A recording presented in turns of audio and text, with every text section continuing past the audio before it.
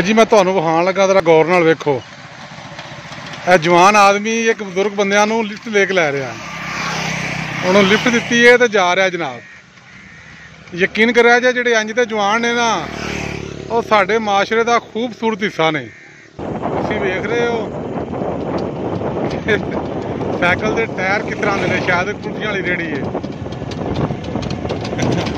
बड़ी गल है भाई जवाना, अल्लाह तैनूं सेहत तंदुरुस्ती दे, जवानियां माणे। तुसीं जी मेरा चैनल वेख रहे हो हड्ड बीती ते जग बीती। मैं तुहानूं एक बड़ा खूबसूरत मंदिर विखाण लगा। एक जवान है मोटरसाइकिल ते तो एक रेहड़ी कुल्फियां वाली रेहड़ी है, उस बाबे नूं लिफ्ट दी है जिन्होंने। क्या बात है जी, माशाअल्लाह। तुसीं कुल्फियां वाली रेहड़ी वेख रहे हो, उहदे टायर वेख रहे हो, सज्जे खब्बे हो रहे हैं क्योंकि एड्डी स्पीड ते चलण वास्ते नहीं बनाई।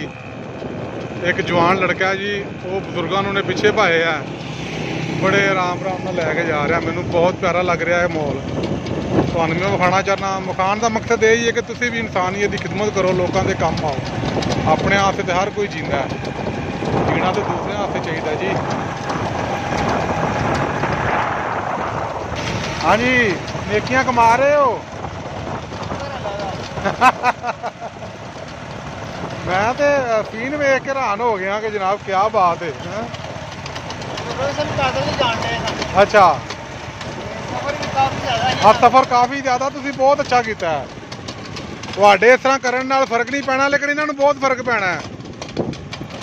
इन्हां दा घंटियां दा राह मिंटां दा रह गया, मिंटां सकिंटां दा।